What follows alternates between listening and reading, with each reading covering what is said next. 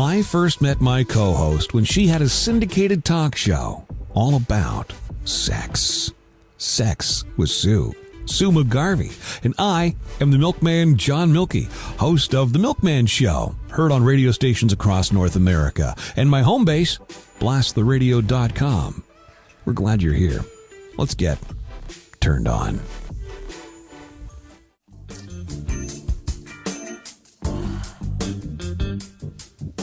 Once again, we are in the BTR V for Love. Here we are, yes! I forgot that we've redubbed it from, it's my mental health RV, the BTRV for mental health, but when I'm doing this podcast with you, it's the BTR Turned V on. for Love. Look, we even have little signage, and we're going to have a big sign. Turned on, the podcast. We're about feeling the love. Did you just feel my love? I didn't. I just pointed at mine. Oh, okay. That's acceptable.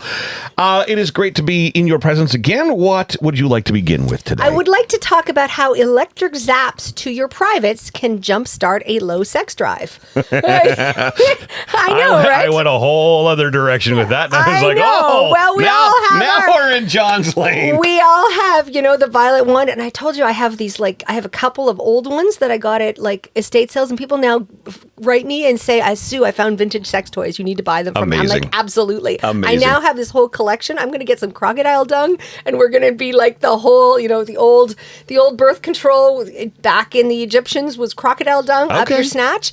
And yeah, but we're going to have a whole bunch of things with vintage sex toys, vintage birth control. I love that stuff. We're going to be like the whole museum of sex here in the RV of love. I'm going to have my own RV with just vintage sex toys, and people will come in and see it and make a donation to turn on the podcast. That would be a fun museum. Sue's collection of vintage sex toys. That would be so much fun. We would drive around. All right, we need to work on that. Okay. Basically, electrical impulses on the dorsal genital nerve around the clit can stimulate sexual arousal, including with women with spinal cord injury. So, University of Michigan did a 30-minute zap, and apparently it was this is different than vibration, and it caused tingling, pulsing, no pain. That sounds like any vibration I've ever done for 30 minutes. But 21% of, women of just general regular heterosexual women who are saying premenstrual women have lower sex drives, and I think that's low. 27%. Oprah said it was more than 35%, and I think it's closer. But it's called neuromodulation, and it works with people who've had epilepsy, depression, Parkinson's, and it's a sort of a low-grade zap right around that nerve beside the clit. And if you do that for 30 minutes, it increases arousal. Now, if you do vibration for 30 minutes, you're probably interested in sex, but it has some long-term effects, according to the researchers at the University of Michigan. So how does that differ? And I think I know the answer, but how does that differ from the electrostimulation in a kink or a BDSM scene, for example? Because that's obviously more playful, but I guess my question is better asked this way. In a kink scene with electrostimulation, is there some medicinal benefit then? I don't know. I have not seen research. It's like the research for difficulty reaching orgasm with clitoral hood piercings. There's some research, but not nearly enough. This one, I have tried, obviously, all of the kink, all the violet wands, all the electrostim. I'm not some people love it. We've heard this. I don't like pain. I don't mind inflicting it, but I don't like receiving it. It hurts me. So I don't like any of the electrical impulses, but I think a really low-grade one right beside your clit on that nerve what it does is it increases blood flow, and anything that increases blood flow increases orgasm. But again, it has some long-term effects in terms of libido, and it's research I hadn't seen before. And anything that helps women get in the mood on a go-forward basis, I'm all in for. So it's less of an electrical, shock kind of thing, and it's much more of a thumping sensation, which would be more in keeping with a sex toy, for example. And I think it just basically re-stimulates that dorsal nerve and just gets it back into, where you need to be. So I think it's a little bit of hormones, and you want to put some estrogen if you're, over 40 and, rev that up. But you also want to do the electrical thumping, like you said. I know. And that right there will be the name of this podcast, Electrical Thumping. Well done.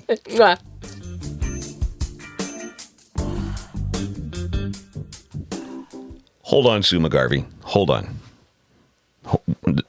there are rules for quickies? Yes. Rules for quickies. Let's get it on fast and furiously. But there are rules. So I'm doing a whole series for TikTok on crazy places you can do it and rules about it. We talked about some of those the last podcast. If you want to go back and listen, we're gonna work on different places to have quickies, but there were some rules about it. So they were talking about, no frills, all thrills with quickies, and that sometimes I thought you were going to take us to the grocery store called No Frills. No, we're going to. Well, that would be cute, but no. What they're saying is you want to scope out the scene wherever possible because we don't want anybody arrested. We really don't. Right. We want places where you can do a lot of things, like you can get away with public displays of affection, like kissing passionately. It was cute. I was at the airport recently and, picking somebody up, and there were, people coming in and they haven't seen each other for a while. And you see the young couples just locking lips just standing there. You also see people crying as they're separating, but it's so nice to see the arrivals and everybody's so happy. Yeah. But you can make out, right? And there was a story in the Quickie book about couples who need to be reminded to tidy up, straighten out, because they do it fast and then they forget to zip. So they're standing there and she's like, you're like literally hanging out, right? Because the temperature was the same and just was bulging a ball sack. It's tired, Sue. It needs to breathe. I think he got, he got in, but there was a ball sack bulging, and she's like out of the fly, and she's just like, oh my God. Oh, another story. I heard it this morning. I have a girlfriend who was at the Chateau Frontenac in Quebec City on work, and she's had all these problems with her room, and she gets up there, and the guy couldn't open a door. Guy opens the door and leaves her, the security, the concierge, and she realizes there was like somebody else's suitcase in somebody else's room, and the guy comes and he guess he's really good looking, and she's like, oh, I'm your roommate. And then my other girlfriend, because we're in this group chat, says, no, I got a better one. She's in the car dating a politician, fooling around, blah blah blah, and this is in the States. Dating a politician, has and the cops come up, knock on the window to see if she's okay. So he's covered up. All she's got is her ass with her tattoo, and the cop recognizes her from her tattoo because she dated him too. No. So watch out for quickies where you are. Oh my God. So tidy up, straighten up. Have a plan B, like a story as to why you're ducking for cover or where you're going to go when you're about to be somewhere public. What do? Stay away from crowds. Important safety tip, right? Realize it's about speed. So if somebody's like retarded ejaculation, delayed ejaculation, and they're going to go like the Energizer Bunny, understand that. You need to be quiet. Okay. This is not a great spot for loud moaning and screaming. I don't know if you're a moaner or a screamer. It's one of those. I think it's a first date question. But anyway, not everybody agrees with me. Are you a moaner or a screamer? Be bold and have a 1-minute rule. And my favorite story is the one where the couple was staying at like a Hotel 8 or something, a Hampton Inn, and they went down to the pool in the middle of the night. And but they didn't realize about the cameras. Of course, there's cameras. Right, cameras everywhere. Cameras everywhere. Watch out for the cameras, and they're getting it on until the security guard. I know someone who got caught at the car wash the other day. They've got cameras in the car wash. Ooh, yeah. Well, they were getting it on in the pool. Yeah, pool's not a great place to do it anyway. Yeah, I've had some great experiences in pools, as long as you're not doing high piston and sort of pushing the water up and through your cervix and out your fallopian tubes and sitting there, you can get an infection. No pool is ever good piston. Yeah. Well, you know what I have problems with? Come on, Sue, that's hilarious. It was very funny. No pool is ever good piston. Thank you. Well, that was my thinking, is the big tub of urine. I used to call it the BTU. I'm at Temptations, and it's a great spot, and everybody's in the pool, and you watch people, they go in the morning, they're drinking all day at the swim-up bar, and they don't never leave? Yeah. It's then you realize by the end of the day, it's a big tub of urine. Yuck. And there's the natural ending to that.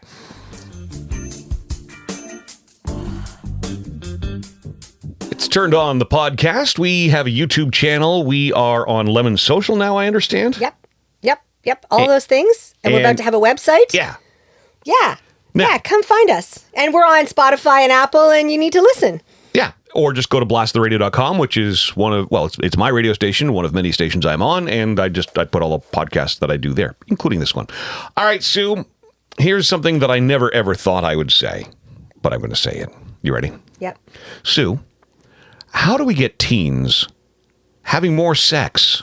That's a really great question. Thanks. Because it turns out there's teens these days are having way less sex than our generation. So if you're millennial, Generation Z, forget us as the Generation X. We're younger than boomers, but we had a whole lot more sex as teenagers. I lost my virginity at 16, and I never looked back. I was 17. I had a crazy weekend with an American guy from Connecticut that I met in the Bahamas that came up, and I had the worst case of honeymoon cystitis at the end of it because it's the bruising of the urethra. But I think we did it 40 times in that weekend. It was he was 19 and just constantly ready. Anyway, what a memories of sex. Anyway, suffice to say, I think I mastered the aforementioned quickies. I was, one and done, and for weeks, it's do I do that again? What do I do now? I don't know. So 40 times. 40. Oh, it was good. It was but I was. Oh God, I was sore at the end of it. I couldn't walk.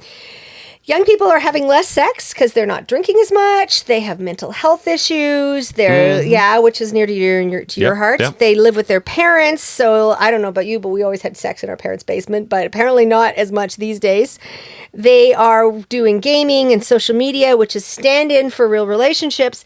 And there is some concern that they're not kicking tires. They're not. I tell people that from the time you're when you start having relationships to the I would say from 16 to 30, your job is to try on a bunch of different relationships for size, to try different things. And as a sex therapist, I see people who haven't had a lot of sexual experiences coming to see me at 35 going, we got a problem. Where part A is not working. I get it because I just I don't have to look too far to my nieces and nephew, and I mean they're very antisocial. COVID certainly didn't help with that. No, it didn't help with that. And they are very antisocial, and they just school dances, dates. These are just, now that you mention it, these are not conversations I'm hearing them have. Yeah. Whereas I was boy crazy and it's all I wanted to do. And then I, lived in a house in university with a whole bunch of girls and we were having pillow fights, God. Yeah. And the guys that was every day in high school for me. I'm typing class. I'm going to write a lyric for some girl I'm hoping to get with. Yeah, exactly. And then college, I'm going to get laid all the time. I never did, by the way, and I'm still upset about that, but that's okay. Oh, I had a biology partner in my biology labs who was Stefano, Italian boy from Montreal, and he's just dude, we're in closets, we're in I just need I need it now. Lift up my skirt, we're doing it right now. Lab coats are very forgiving in that too. They really Mm-hmm. are. So it's how do we convince people, because what's happened is I tell people there are people who choose not to have sex before marriage, but as a sex therapist it sometimes is a problem because you can line up in every other aspect of your life, but if it doesn't line up sexually, that may be a deal breaker for some people, and it's something to seriously consider.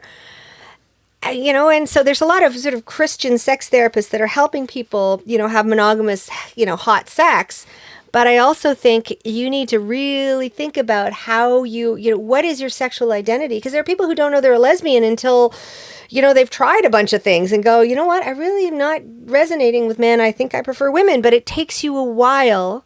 And if you're not exploring that as a teen, you end up feeling, and there's nothing wrong with being a late bloomer, but it often causes more problems than you anticipate if you're not at least trying this at this stage. Yeah, I find this fascinating because, your teen years, that's what it's all about. I'm not, we started off by saying, how do we get teens having more sex? We're not encouraging teens having more sex, but my gosh, they got to get curious about sex, because it sounds to me like they're not at all. You want to be safe, and you want to have birth control, and there's a lot of I've been teaching teen sex education forever, saying it's about pleasure, not about babies. So figure it out. But if it's about pleasure, how can you I say to somebody, if you don't play with your own equipment, how are you how should you play with somebody else's? And if you don't know what turns you on, how is some awkward teenager gonna know what works if you don't know. So it's understanding. And I have a lot of 40-year-old virgins coming to see me who for women, I have to get kind of gigolos. I have a couple of guys. And if you want to do that, send me an email, sue@sexwithsue.com, to, get on my repertoire of guys who can service women who are either virgins or really stuck or have vaginismus, which is a spasm of the vaginal muscle, and are really gentle and can get them to that because they've never had sex and they need to lose their V card at 40. You open our eyes to so many things. I love this, and I hope you're learning too on Turned On, the podcast. She's Sue McGarvie. I'm John Mielke. This is where the music goes.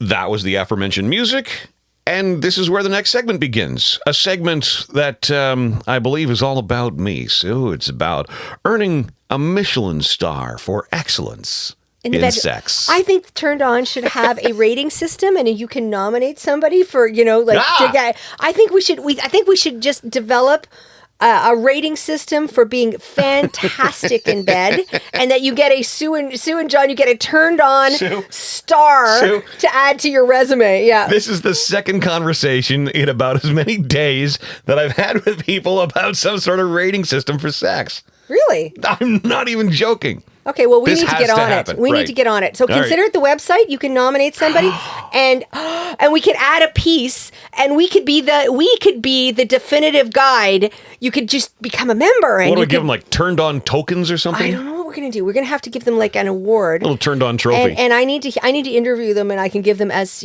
clinical sex therapist. Gives me a green check mark. Forget Twitter. We are going to give them the green check mark. Green, like the M&M's like green? Yeah. We got that. Okay. So it's about excellence in bed. And somebody suggested a Michelin star for sex skills. And I went, oh, that's brilliant.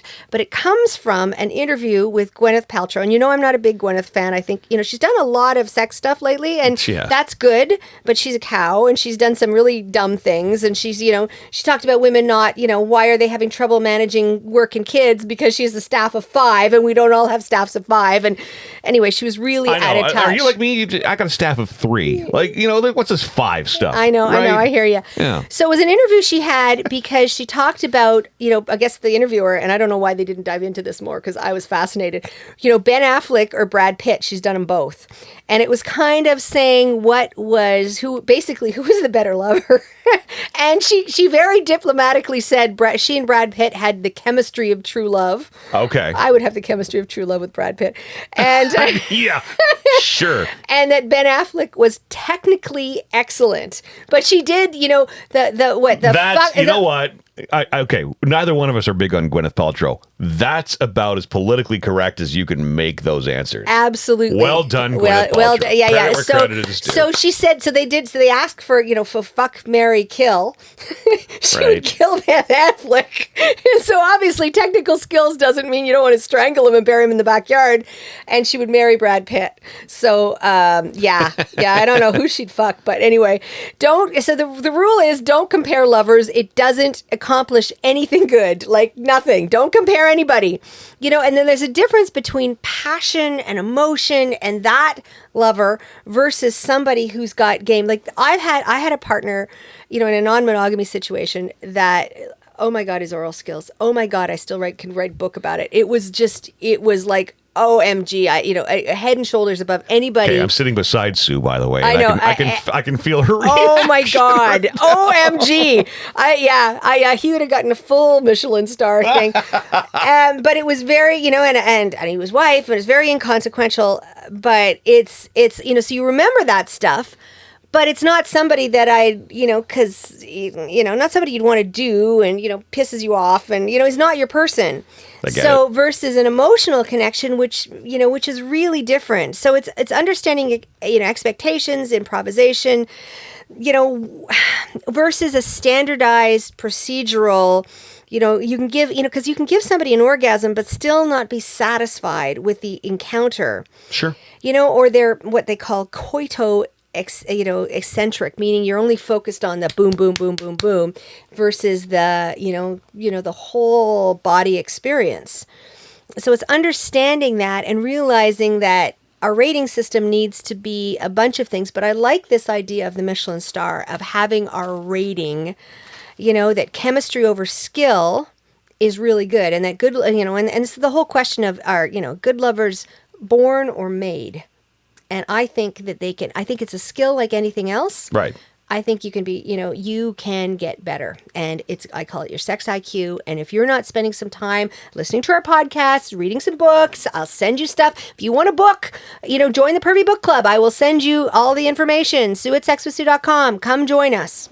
But either way, we need to give out rating systems. I think you and I need to be involved in that. I'm all in, and I'm aiming to get the first 6.9 score is what I want.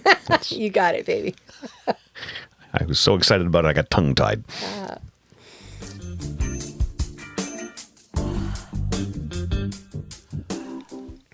All right, so next up, you want to have a conversation about setting sex goals. I think it's important. I know you should kind of do it at the beginning of the year, but we're coming up on 6 months, into the year. I think what we need to do. We are too, aren't we? Wow. We are this week. This week. So this is your a very merry half birthday. Very merry, like our half year sex goals. So what do you want to try this year? Do you want a threesome? Do you want a foursome? Do you want sex in the rain? Or do you want sex, at a quickie in the grocery store? Do you want a fuck buddy, a friend with benefits? You want same sex experience? You want same room experience with somebody else? Do you want more dates, more one night stands? You want to jump someone who just likes your post on Facebook? What do you want this year? All right.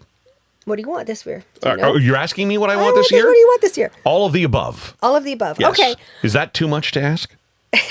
No, it's not too much to ask. I really like... Okay, I'll be honest.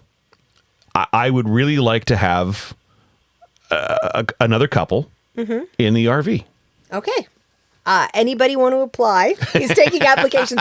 And not only that, but you would get involved because we're about to do, the score about how to rate everybody for, your Michelin star for sex. John's going to take one for the team. Come on into the RV. No pressure, but you will be rated at the end of the session. I love this idea of I think we need that could be a goal for me. I want to get everybody rated, and then I can have conversations that will make me biting my lip. Or, just depends. I'm not offering to do, and that happens to me all the time. As a sex therapist, people want to hit on me, not because they're interested in me, but because they want a report card from the principal. I get that. And the teacher. I totally get it. And I'm just and now we're going to really up that everybody's going to be chasing us to get their score. You're going to have supermodels falling at your feet because they want a rating system. Until you get a score of 1 from, Sue McGarvie. Yeah, no. Then what? Then you need to see me as a therapist. Oh. And I will improve and your score. That's how we make money right there. Okay. I love this idea. So do me a favor, write us. Please, God, we didn't have a question this week. Please write us, Sue@sexwithsue.com, and tell us what are your what are your goals this year? I want to know, provided they're legal, which means, over 18, not with farm animals, right. And, we want you to send us what you want to try this year. Sue@sexwithsue.com. We're going to talk about it. You could always be on our show. That would be good. I could record it anonymously. Maybe and have you and your partner can join me in the RV. You dog. But we're really talking about what do you want? What is it that you're doing? And it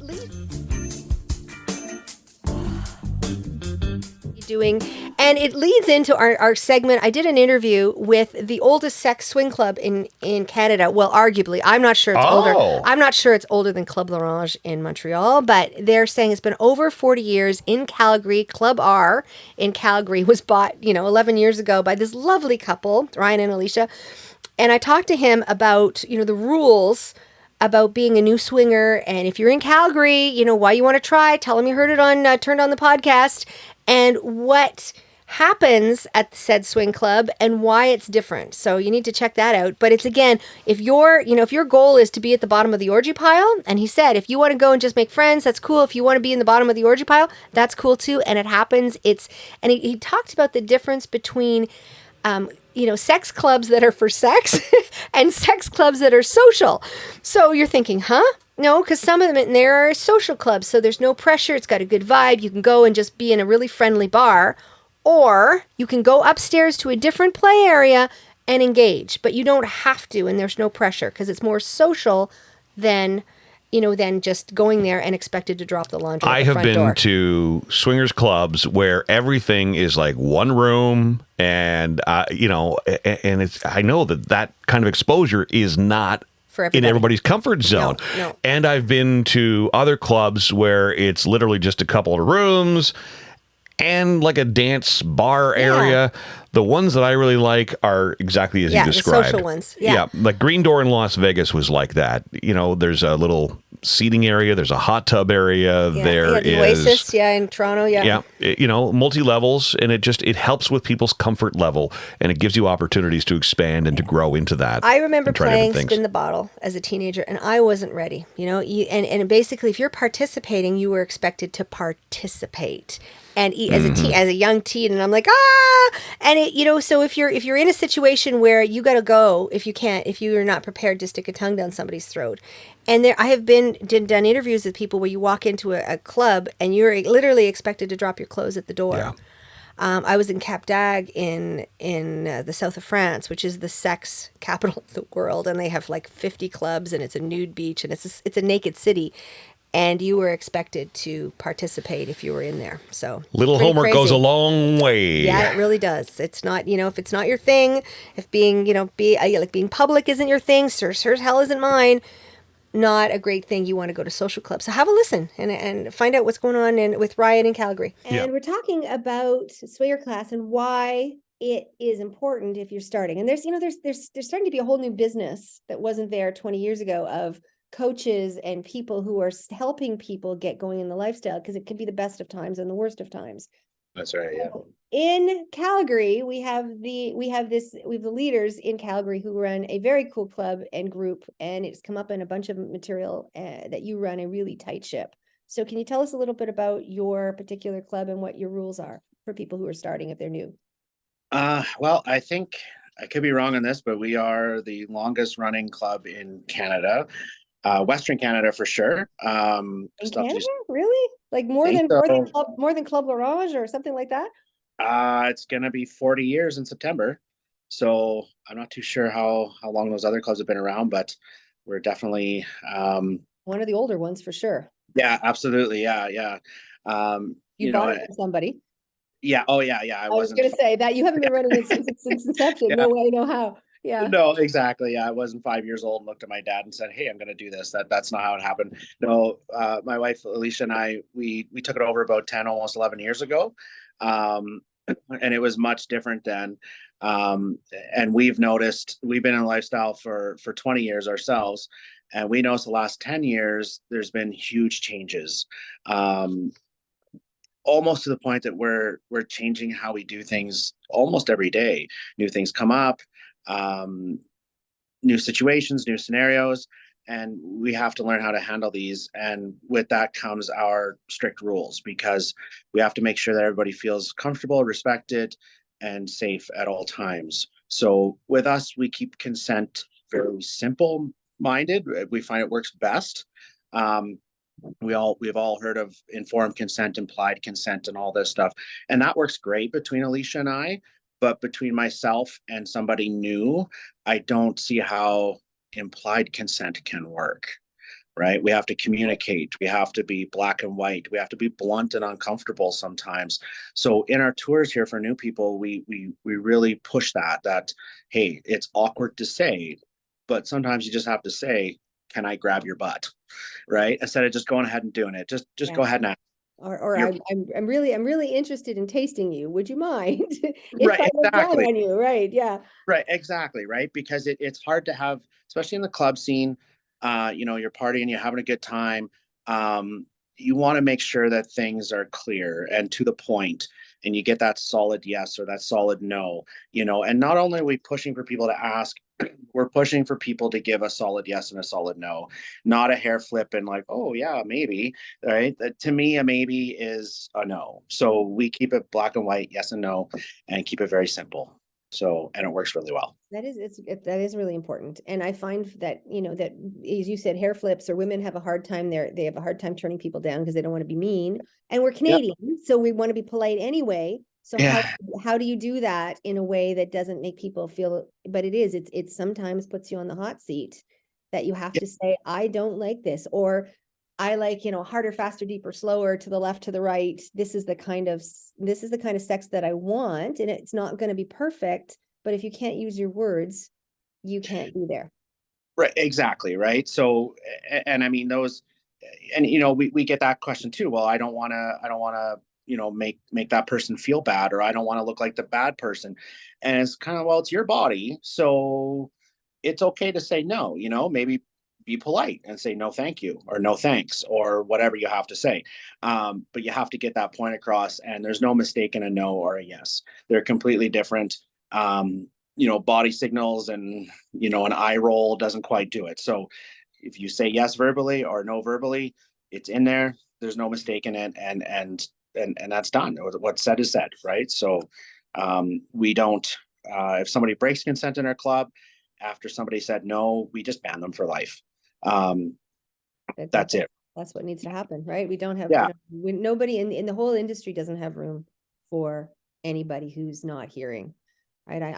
I ban people who hit on the waitress twice. Right. If the waitress has said no once, right, you didn't hear, and you take your shot again, that's not funny. It means you're not hearing. And I obviously can't have you in a place where you're not hearing. So I'm even more draconian than that. I think that's really important.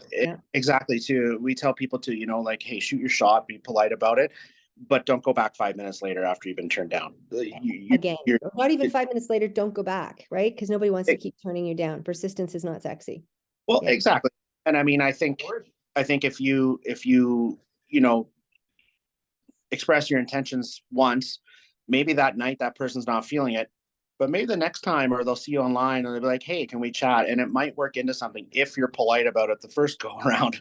If you keep coming back, it's coercion. And that is violating consent as well. It's just not, it doesn't work. It's not very gentlemanlike. It's not very ladylike. It's disrespectful. Right. So, I don't know. Personally, I hate being rejected. It's a hard, after all these years, it's still hard to take. I'm not going to set myself up for failure more than once with some person. Right. So that's fair. To me, it's just, so I wouldn't want to go through it. So what about, you mentioned something about last time. I think you had two really interesting things that you talked about. One is that you don't charge single men differently than you charge couples or single women. No, we don't. Everybody pays the same price here. We used to charge single men more money, a significant amount more, and we used to allow single women in for free. In our area, this doesn't work in all areas, but in our area in particular, in Calgary, things changed. And more couples were expressing, like, we want to meet up with single men. We had a lot of single women coming in, and they didn't want to play with couples. They wanted to play with single men.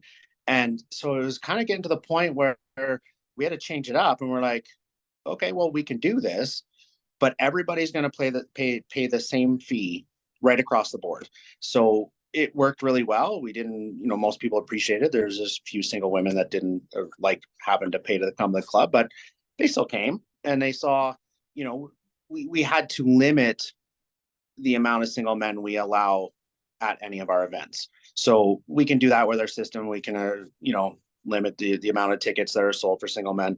Otherwise, I get busted. Sausage fest. Yeah, it's a sausage fest. Okay. Yeah. So I know that some of the concerns for everybody is about impairment, right? And how do you make informed consent if you're impaired?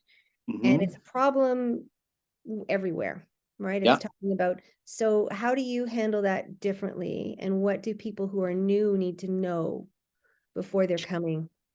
Definitely. I mean, if you're new, we all have these anxieties and so on about coming to a club, and most of us think that, or what I've been seeing is most people, they don't quite understand what they're getting themselves into, so they get some liquid courage or some other sort of courage going in them, and they usually end up maybe doing something they normally wouldn't do. So we pay attention. We have a large staff here all the time. If we notice somebody's really impaired and they're about to head upstairs, we stop them and we're like, no, you're too drunk, you're too whatever to consent. So you can hang out down here and have some water and wait for your Uber, but we don't want you to go up there. You're going to regret it, right? And 9 times out of 10, they stop. They give us a dirty look at first, and they go, "Yeah, you're right." I'm right. It kind of sobers them up immediately. They kind of stop and think for a minute, and it works very well. I think what people need to start understanding, there's some of these clubs are very social focused, some are very sex focused. Um, That's a good distinction, actually. Yeah, exactly. Right now, we are very social focused. We have, a dance floor, we have a live DJ, we have a seating area, all that stuff, and then your play area is upstairs, and we really push for the play to head up there instead of in the middle of our dance floor or on our bar, because that's Right. just weird. But it keeps it very social, and people are meeting and mingling and making friends and making new connections. Where some clubs, you are going there to hook up, right? Like it's you're not really there to make a new friend, maybe a new friend for the next hour, but not a connection for down the road, right? So I think it's important for the club operators and the people that want to join these clubs to see where they fit in, see where they're comfortable. Because I know myself, like whenever Alicia and I first came here, this was our first club we ever came to. We sat in a parking lot for like an easy 45 minutes going, what are we doing? We walk in and it was nothing but handshakes and how you doing? And I'm Mr. So-and-so. And it wasn't sex focused at all. It was just have a drink with us. What's your name? Right. It was pretty mild. It was like walking into a friendly bar. Right. Um, so yeah, I don't know how to get that word out to everybody and try to let them know that we're more social focused and just take a breath. Don't come here drunk. It's not going to work well, right? So you're going to have a terrible time. You are going to have a terrible time. Yeah. Yeah. All right. If Yeah. you had one piece of advice for newbies coming to your club, right? Because it's specific for you. I'm talking about, sort of lifestyle generally. And and I'm going to cover the good, the bad, the ugly, the in between, the nuances, the etiquette, etc. But for your club specifically, where are you different, and what's your best advice for new people? We're different. We have a very unique vibe here. Lots of people have tried, lots of other clubs have tried to match it, and they just can't. It's very hard to describe, but it's very welcoming, very relaxed, no pressure, but the sexy is still there. Right. There's no judgment. The sexy is still there. If your intentions are to come here and hang out and have a drink and dance to whatever the DJ is playing and make a new friend, that's going to happen. If your intentions are to come here and go have an orgy upstairs, that's going to happen. But there's no pressure. There's nobody pushing you in whatever direction. You're in control here.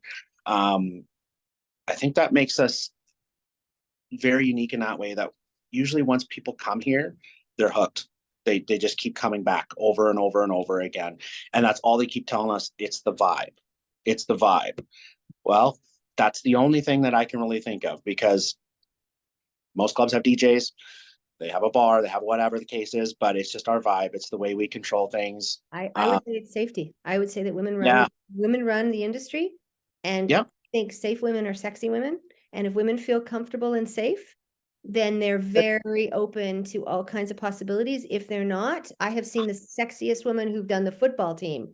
And if they know you, their hand is out. It's very much, they're not, don't, not grabbing you and putting a tongue down your throat. Is very much until when they know you, it's all, they understand. But safe women are sexy women. And if they're not, so to me, it tells me you're running a good ship. Well, and our staff, and that's it. I watch my wife, right? Like, she's the real boss, not me. So if she tells me something's off, this person is creepy, this person is weird, this person's really, being pushy, she's not having a good time, none of the other women here are either, right? And that goes for all our female staff too. Like they're quick to tell us, like, hey, like this person, that person, whatever, right? And really, I'm the typical guy, right? Like I'm helping run the bar, help, doing tours and all that stuff. I may not pay attention to that one person that's a little off, but the women pick up on it super quick and like right now. And it's impressive to the point where I raise an eyebrow and go, what? And I have to sit there and watch for 10 minutes and go, oh yeah, that person is weird. Yeah, okay, well, we have to talk to them, right? So Right. yeah, we don't, like I said, we don't tolerate, we have zero tolerance for any consent violation. If somebody's being awkward and weird, it could be because their anxiety is so high. So we'll go have a chat with them and be like, hey, like, have a seat. Let's have a conversation for a minute. Let's relax. Let me introduce you to some other people. Maybe some people have been around here for a little while. And it kind of, then all of a sudden they kind of calm down and they're they kind of blend in a little bit better than, just sitting in the corner staring at everybody and being awkward, right? So and it starts to get, puts it out. It's a pack mentality. Perfect. So yeah. if people were new, it's a Mhm. safe place. How do you want them to approach your club? What do you need them to do? You need them to go online and fill out an application? Do you need them to become a member in advance? Do you need to come on one of the newbie nights? How do you do that? Yeah, so super easy with us. They have to go on our website and set up a free profile. Okay. From there, they can pre-buy tickets to any of our events. It doesn't have to be a newbie night. It can be any of our nights. We get tons of new people all the time. We're constantly doing tours, like 15 to 30 tours a night. So Okay. we're busy that way. So if they want, they can upgrade their membership on our website. It works out to be about $10 a month. They get discounts on their events. Our website's interactive. They can pre-chat with people, send emails, send pictures back and forth. Make arrangements to come to an event. And we don't allow walk-ins, so they can't walk up to the door without a profile. They have to become a member first. So the rules in Alberta are very strict about that, and I don't want to get audited and Get it. have. Yeah. So yeah.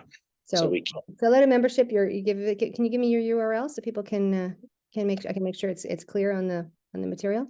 It's clubrcalgary.com. clubrcalgary.com. Okay. So people want to reach that's where they need to start. And you can be a member at large. I'm sure even if you are, I know somebody who travels. Like I have somebody who travels to Calgary and is, his parents are there and, they're aging. And so even though they live in Toronto, they come to Calgary a lot. So you're fine with, even if at a distance, even if you only want to go a couple of times a year, you could be a member at large. That's fine. 100%.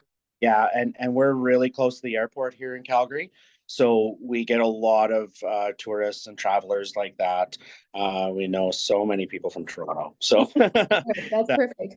My last question is fetish. If people had a fetish, how would do you encourage that? Is it strictly swing, or is there any kind of alternative lifestyles that are welcome in your club?